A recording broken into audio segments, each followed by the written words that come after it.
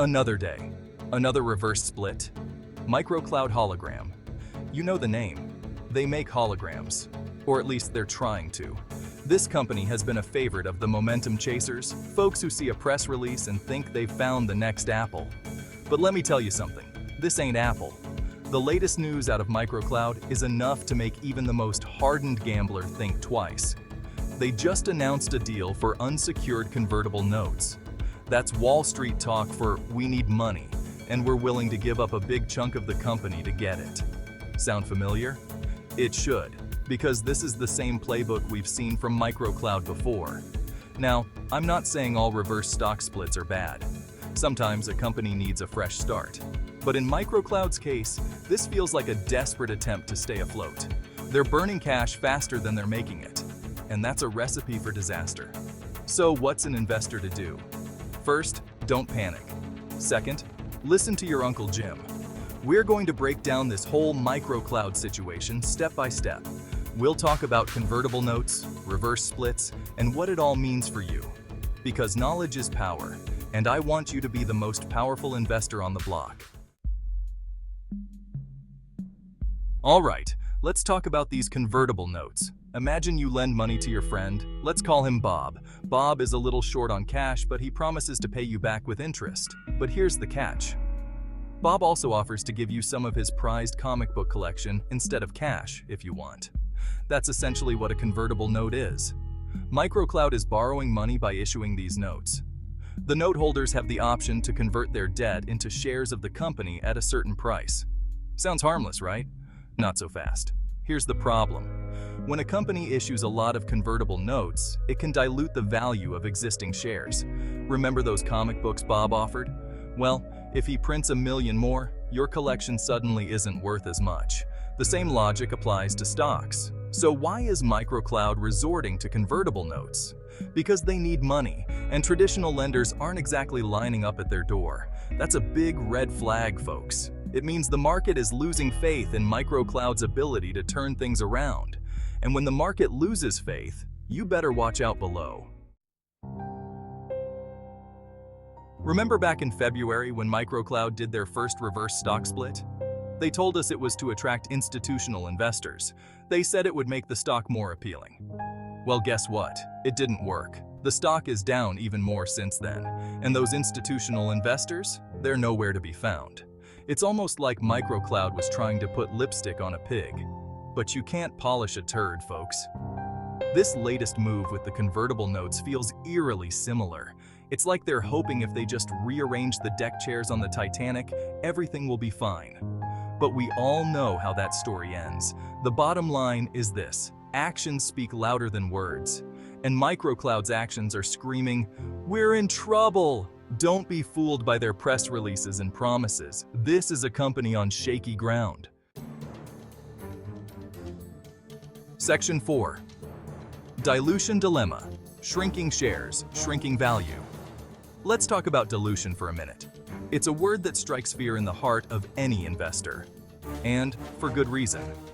Dilution is like having your slice of pizza get smaller and smaller, even though you didn't eat any of it. How is that possible? When a company issues more shares, it's like cutting the same pizza into more slices. Each slice represents a smaller ownership stake in the company. And guess what? Your piece of the pie just got smaller. That's dilution in a nutshell. Now, some dilution is normal. Companies need to raise capital to grow. But excessive dilution, like what we're seeing with Microcloud, can be a major problem.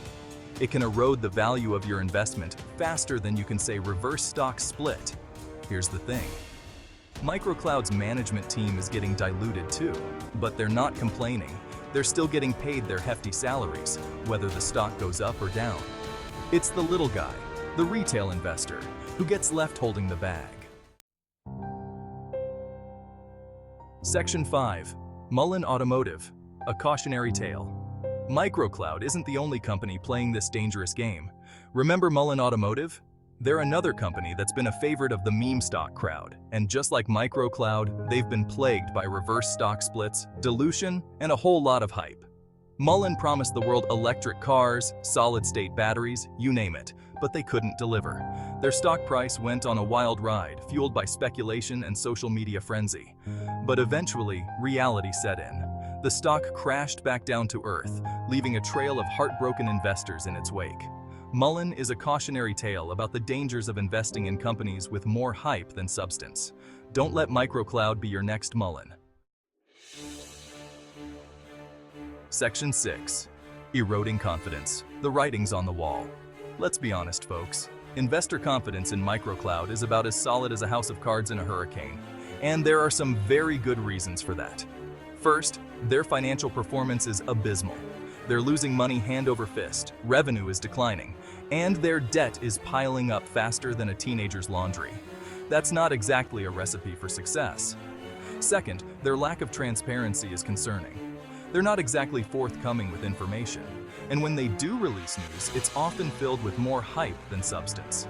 That's a surefire way to erode trust. Third, management changes. We've seen a revolving door of executives at microcloud.